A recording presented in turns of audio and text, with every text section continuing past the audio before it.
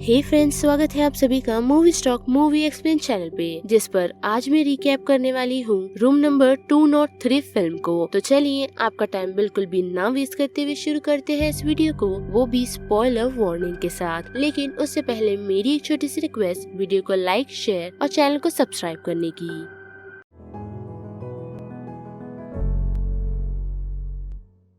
कहानी की शुरुआत हमें रूम नंबर 203 की मरम्मत से दिखाई जाती है, जहां पर हम एक शख्स को देखते हैं जो उस रूम में एक गड्ढे को भरने की कब से कोशिश कर रहा है। जिस बीच वहां पर एक शख्स आके उसे ये बताता है कि ये गड्ढा हमेशा रहता है और कभी नहीं भरता। साथ ही लोगों का ये भी मानना है कि वो गड्ढा जिंदा है। और उसके वहाँ से जाने के बाद हम देख सकते हैं कि उस शख्स को उस गड्ढे के अंदर से एक नेकलेस मिलता है, जो वो नेकलेस उसकी आई हुई गर्लफ्रेंड को देता है। तो थोड़े समय बाद उसकी गर्लफ्रेंड खुद का ही गला काट लेती है, जिसके बाद ये सीन शिफ्ट होता है सीधा हमारी लीड कैरेक्टर किम की तरफ, जो अपने मॉम डैड को छोड़कर अपनी बेस्ट फ्रेंड इजी के साथ रहने के लिए निकल आई है, जो चीज उसके पेरेंट्स को बिल्कुल पसंद नहीं आई। जिसके बाद हम इजी को देखते हैं जो एक स्ट्रगलिंग एक्ट्रेस है, और बात करें किम की तो उसे जर्नलिस्ट बनना है। जिसके बाद हम उनके फ्लैट ओनर रोनेन को देखते हैं, जो बातचीत करने में काफी ही अजीब है, और साथ ही वो उनके पास ही के फ्लैट में रहता है। जिसके बाद वो दोनों इस फ्लैट में शिफ्ट हो जाते हैं, और हम देख सकते हैं कि वो दोनों पूरी रात पार्टी करते हैं। और जब दूसरी सुबह उन लोगों की आँख खुलती है तो हम देखते हैं कि इजी को किम के रूम में वही होल दिखाई देता है जो इस फिल्म के स्टार्ट में हमने देखा था। और उस होल में हाथ डालने के बाद उसे वही सेम नेकलेस मिलता है, जिसे इजी अपने पास रख लेती है। और फिर से जब वो लोग रात में पार्टी करने के लिए क्लब में जाते हैं, तो उसी दौरान इजी अपने साथ एक शख्स को घर ले आती है। और जब वो शख्स रात में अकेले घर का टूर कर रहा होता है, तो उसी दौरान उसे कोई आकर स्नैप कर देता है। और उसी दौरान हम किम के रूम में उस होल से एक बर्ड को आता देख सकते हैं, और उस पंछी की आवाज सुन किम की आंखें खुल जाती है, जिसे देख वो काफी डर जाती है। लेकिन फिर वो वापस सोने के लिए चली जाती है। और जब दूसरी सुबह वो दोनों उठते हैं तो हम देखते हैं कि उन्हें उस शख्स की बॉडी नहीं मिली, यानी कि उस रूम से वो बॉडी कहीं गायब हो गई है। और साथ ही हम देख सकते हैं कि किम उसके ओरिएंटेशन के लिए लेट हो जाती है, जहाँ उसकी मुलाकात एक शख्स से होती है जिसका नाम इयन है, और वो उसे उस ओरिएंटेशन की सारी डिटेल्स देता है। साथ ही हम देख सकते हैं कि किम उसे ये भी बताती है कि उसने अपने मॉम डैड का घर इसीलिए छोड़ा क्योंकि उसे वहाँ घुटन होती थी, और उसने इजी की मदद करना इसीलिए सोचा क्योंकि उसकी रिसेंटली मॉम की डेथ हुई है, जिसके बाद वो बिल्कुल अकेली हो गई थी। जिसके बाद जब किम घर जाती है तो वहाँ पर इजी नहीं होती, और साथ ही हम देख सकते हैं कि किम इजी की कहानी खुद के लैपटॉप में लिख रही होती है। और रात के वक्त जब किम सो रही होती है तो उसके दरवाजे पर आकर इजी नॉक करती है, लेकिन हम देख सकते हैं कि इजी अभी भी नींद में है, जो उसे यही कहती है कि वो लोग अभी भी हमारे साथ हैं। और उसकी वो बातें सुन किम को ऐसा ही लगता है कि वो अभी भी अपनी मॉम को याद कर रही है। जिसकी दूसरी सुबह वो इजी को इस बारे में बताती है, साथ ही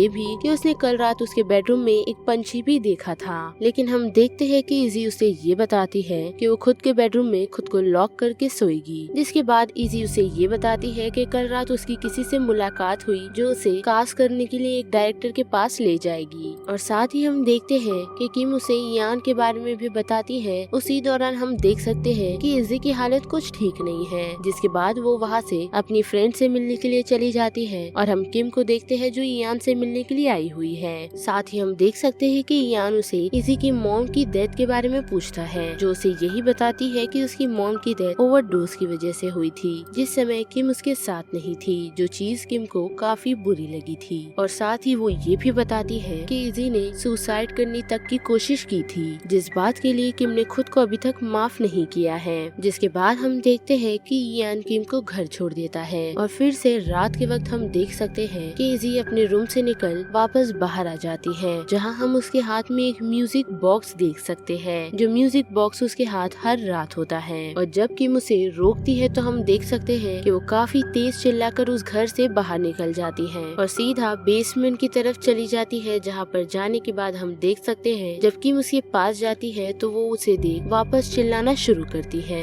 जिसके बाद किम उसे समझाते हुए और संभालते हुए अपने रूम की तरफ ले आती है। और दूसरी सुबह हम देख सकते हैं कि इजी उसे यही बताती है कि उसे नहीं पता कि कल रात उसके साथ क्या हुआ, जिस कारण किम उसे ये कहती है कि तुम्हें अब से शराब पीना बंद करना होगा और साथ ही खुद का ज्यादा ध्यान देना होगा। जिसके बाद वो जाकर आकर ये सारी बातें इयान को बताती है, जो उसे यही सुझाव देता है कि हमें इन सारी चीजों का पता करना होगा। जिसके बाद वो उसे अपने अपार्टमेंट में ले आती है, जहाँ हम उसके मकान मालिक यानी कि उसके फ्लैट ओनर को देख सकते हैं, जो उसे यही कहता है कि मैंने तुम्हें बेसमेंट में जाने से मना किया था। लेकिन किम उसका कुछ भी जवाब नहीं देती और वो उसके घर से वापस चले जाता है। और साथ ही घर में घुसते साथ इयान ये नोटिस करता है कि उनकी विंडो पर जो कांच लगी है उस पर अजीब सी चित्रकारियां की गई है, जिसकी वो फोटो लेकर अपने पास रखता है। जिसके बाद किम उसे वही म्यूजिक बॉक्स भी दिखाती है। और फिर जब वो लोग बैठकर थोड़ी रिसर्च कर रहे होते हैं तो किम को लियम और कैरन नामक कुछ शख्स के बारे में पता चलता है, और उसी नाम को उन दोनों ने म्यूजिक बॉक्स पर भी देखा था। जहाँ पर थोड़ी रिसर्च करने के बाद उन्हें ये पता चलता है कि उनका मर्डर हुआ था। और साथ ही एक और शख्स के बारे में भी पता चलता है जो इस घर में रह चुका है, जिसकी थोड़े समय बाद एक्सीडेंट में मौत हो गई थी। यानी कि जो भी शख्स इस अपार्टमेंट में रहता था उनकी किसी न किसी हादसे में मौत हो गई, या फिर वो लोग इस रूम से गायब हो गए, जिसकी आज तक कोई भी जानकारी नहीं मिली। और दूसरी सुबह हम देखते हैं कि इजी को किम के वही पेपर्स मिलते हैं जिसमें उसी के बारे में लिखा होता है, जिसे देख वो काफी चिढ़ जाती है। और हम इयान को चर्च की तरफ देख सकते हैं, जो उनकी घर की विंडोज की फोटो को चर्च की विंडो पर लगी हुई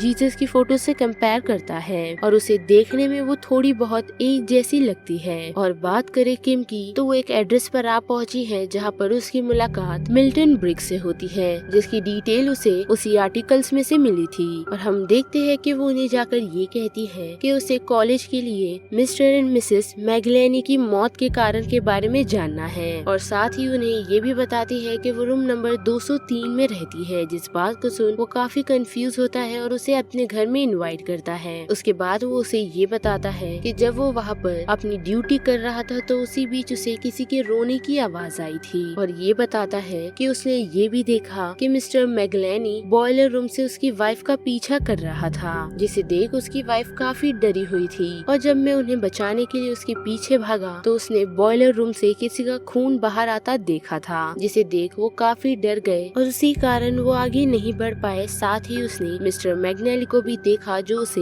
बड़ी ही अजीब नजरों से घूर रहे थे। और उनके वहाँ से जाते ही उसने एक गन शॉट की आवाज सुनी, लेकिन उसे ये नहीं पता कि वो गोली किसे मारी गई। लेकिन साथ ही उसने वहाँ पर एक बच्चे की रोने की आवाज भी सुनी थी, जिसके बाद उन्हें उस चीज का इतना सदमा पहुँचा कि उसके कारण उन्हें उस चीज की डिटेल किसी ने भी नहीं दी। और साथ ही उन्होंने उसके बाद उस बिल्डिंग में जाना ही छोड़ दिया। और जब किम घर पे वापस जाती है तो हम देख सकते हैं कि इजी उससे काफी नाराज है, और वो उसे ये भी बताती है कि उसने उसके लिखे हुए आर्टिकल्स भी पढ़ लिए। और साथ ही उस चीज से नाराज वो घर के बाहर चली जाती है। जिसके बाद हम इयान को देख सकते हैं, जो उन्हीं सारी चीजों के बारे में सोच और समझ रहा है। साथ ही उसे इंटरनेट पर एक मौत की देवी के बारे में भी पता चलता है, जो खुद को एक क्रो की शेप में बदल सकती है। और साथ ही उसे एक सिंबल भी दिखता है, जिस सिंबल को उसने किम के अपार्टमेंट में देखा था। जिसके बाद हम किम को देख सकते हैं, जो काफी फ्रस्ट्रेट होकर अपने रूम में जाती है और उसी होल को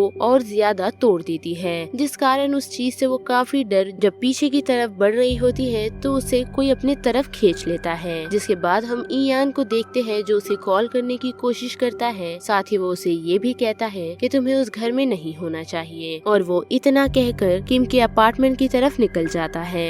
जिसके बाद हम किम को देखते हैं, जिसे और किसी ने नहीं बल्कि उसी के फ्लैट ओनर रोनन ने किडनैप किया है। और साथ ही किम को ये भी पता चलता है कि रोनन और किसी का नहीं बल्कि मिस्टर एंड मिसेस मैगलेनी का बेटा है। यानी कि उस रात मिल्टन ने सच में एक बच्चे की आवाज सुनी थी। साथ ही हम देख सकते हैं कि रोनन उसे ये भी बताता है कि जो लॉकेट इजी ने पहना है वो उसकी मॉम का था। और साथ ही मोरी को ये डिसाइड करता है कि वो हार किसे पहनना चाहिए, यानी कि जिसने भी वो हार पहना है वो मोरिको के कब्जे में हो जाता है। जिसके बाद रोनन उसे ये भी बताता है कि उसे मोरैको के बच्चों को खाना खिलाना है, यानी कि कौवों को खाना खिलाना है। अगर वो लोग भूखे रह गए तो उनकी माँ बाप की तरह मोरैको उसे भी मार देगी। जिसके बाद हम इयान को देखते हैं, जो किम के अपार्टमेंट की तरफ पहुँच चुका है, जहाँ उसकी मुलाकात किम से तो नहीं बल्कि इजी से होती है, जो काफी अजीब तरीके से बिहेव कर रही है। साथ ही हम रोनन को देखते हैं, जो किम को पकड़ ये बताता है कि उसके पास और कोई चारा ही नहीं बचा, क्योंकि सदियों से मोरैको उसे कांच में बसी हुई है। साथ ही ये भी कि उसके डैड का उसे लेटर मिला था, जिसमें जिसमें उसे इन सारे रिचुअल्स के बारे में पता चला और साथ ही वो उन लोगों की आत्माओं को ले जाकर किसी और भगवान को देती है। जिसके बाद हम रोनैन को एक रिचुअल करता देखते हैं, जिस रिचुअल के दौरान किम उसे मार कर उस सिचुएशन से निकल आती है और जब वो घर की तरफ आती है तो वहाँ पर उसे इयान की डेड बॉडी मिलती है, यानी कि इजी ने इयान को मार दिया। जिसके बाद वो रोनैन से बचते हुए बेसमेंट की तरफ चली जाती है, जहाँ उसकी नजर एक काले साए पर पड़ती है जो उसे रोनैन के डैड जैसे दिखते हैं और उस बारे में जब वो रोनैन को बताती है तो उस बात को सुन हम देख सकते हैं कि कोई जबरदस्ती रोनैन को उसी के हाथ में रखे हुए गन से